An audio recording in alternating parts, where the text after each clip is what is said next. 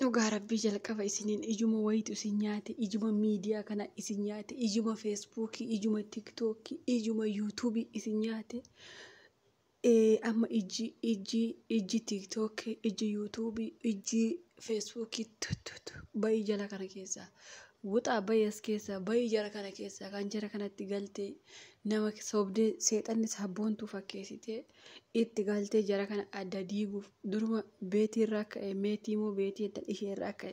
seexanatu nama fakkaatee itti gale seexanatu mucaa fayyoo kan waggaa meeqaa seexana as mul'ise malee mucittiin duraan okattee teesse maaf as baate seexanatu mul'ise sabboontuu waggaa meeqa biyya kana teesse maaliif biyya galtee jiraarraa fudhatte kuni seexanatu gidduu isaanii gale ijadha. Ija tiktookiiti, ija miidiyaati. Jaarsa keessa miidiyaa irratti hin baasii yoo jedhu anaan jibbitan. Baay'ee jara kana keessa diinni jara kanatti galtee, seexanni jara kanatti galtee, sobdee jara kana burjaajessitee jireenya isaanii diigdee ijoollee akkatti wal jaalatan dhugaa rabbii.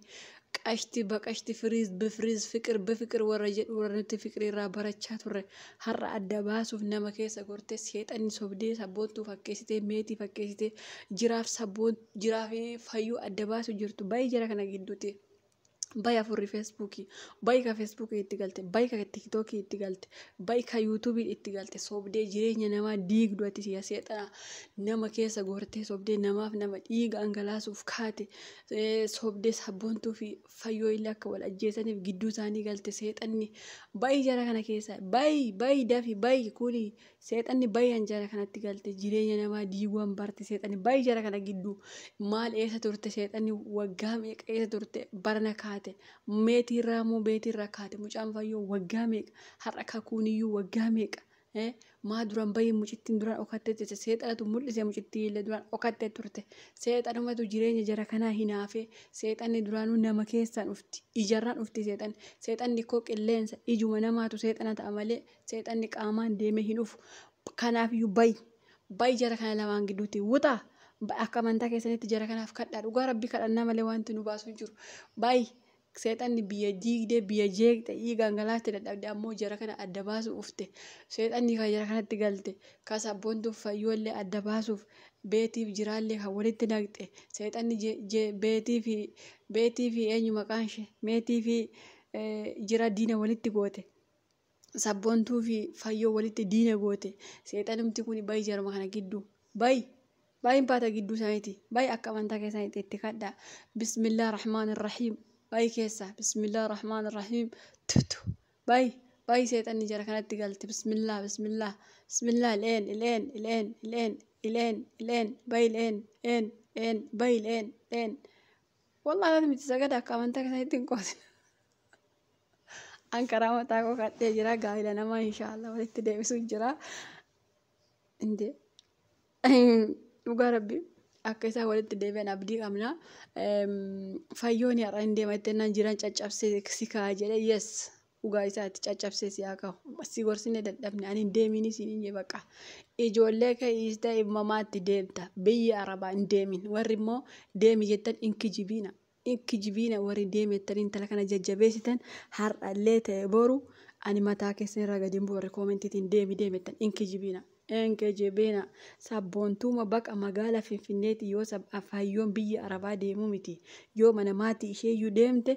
fayyoon nama miti dhugaa rabbii nama miti fayyoon gaafas suuraa ishee gadi galabbaxe irraa haasa'anatu anatu mataatiin gadi ishee deebisee irraa haasa'a jechuudha sababiinsa dubartii akka isheef biyya gadhiisu rakkattee biyya hin gadhiifne maallaqa dhabne waan nyaattu dhabne rakkooma dubartiin akkam abbaa manaa kunarraa fudhatti jechuu sabboontuuma kana cuunfiteetuma intaluma kana dhugaa rabbii mormuma ishee qabdee cuunfitee irra teessee abbaa manaa ishee irraa fudhachuu dadhabdee biyya arabaa deemuun sheem dhugaa rabbii siin jedha sheemiidha warri deemi jiraattiin daawwaliin ka zimja'ii deemi ka yoo dhugaa ta'e deemi ka warri tan inkijibiina isi warri biyya arabaa deemtan maal argitan nuti warri biyya arabaa waggaa meeqa taa'aa jirru maal argite soba nuti yoo ta'eyyuu takka biyya arabaa deemne hojjetachuu jira isheen garuu biyya namaa deemte hojjetatte galte gaa'ela isheetti fufatte ijoollee ishee guddifachuu jirti. Otoo rakkatte oke deemi yafa yoo jenne gargaarree yoo isheen rakkatte illee biyya Arabaa deemsisuu hin dandeenya. Dhugaa rabbii isinitti hima. Garuu har'a Fayyoon hin rakkanne nyaata gaarii nyaatti, xibsii gaarii nyaatti, diimina gaarii nyaatti maashaallahi. Ijuma isheen kana gootutuyyuu miidiyaa irratti as fiddee nyaata ishee diimina ishee waan adda addaa waan isheen as miidiyaa irratti fidduuf ija akkasitti isaan rukute adda isaan baasu jira. Ani yeroo hunda nyaata keessa miidiyaa irraan fidiinaa, xibsii miidiyaa irraan fidiinaa, abbaan manaa kanaa guyyattanii miidiyaa irraan fidiinaa gaafan jechaa ture ana hamaadha yeroo sana hunda keessan gadi qabee gorsaa ture laayivii kanarratti. Laayivii yuutuubii kanarratti yeroon sa'aatii guuttachaa ture isin gorsaa ture tokko keessa nan dhaggeeffattan kan dhageessan ka miidiyaa irraan fidiinaa jaarsi koo kanaa gu'e jaarsi koo nama gaariidha jaarsi koo akkasitti hin fidiinaa miidiyaa irra sii godhe manumatti sii godhe manumatti sii godhe nyaata sii fide xibsii sii fide diimina sii fide imbaasii miidiyaa irra jaarsa kee baasuu dandeessa waliin haasa'uu dandeessa garuu waan inni isinii godhe imbaasiina. Ergi baastanii kaatanii immoo lakkoofsa keessan dubartii ittiin kennina. Dubartiin simmina okko dubartiin ikkoo marziina okko dubartiin akka addunyaa kanarra marziin hin jirtu. Marzii bofa bar dubartii addunyaa kanarra marziidha dubartiin ikkoo dubartiin ikkoo harka dhibba keessa harka tokko bichaatu jannata gala jedhanii bar namni 99 azaaba keessa gangalatti dubartii dhugaa rabbiitiin hin jira abidda keessa gubatti dhiirri garuu harka dhibba keessa harka tokkiteetu abidda gala jedhan namni 99 dhiirri 99 jannata gala jedhan dubartiin sim jechuun marzii bofa si iddinaan ati jalaan galtu ka jireenya namaa diigu dubartii ka dhiira namaa fudhatu dubartii kan si ajjeesuu danda'u dubartii kan waan hunda addunyaa kanarra dubartii.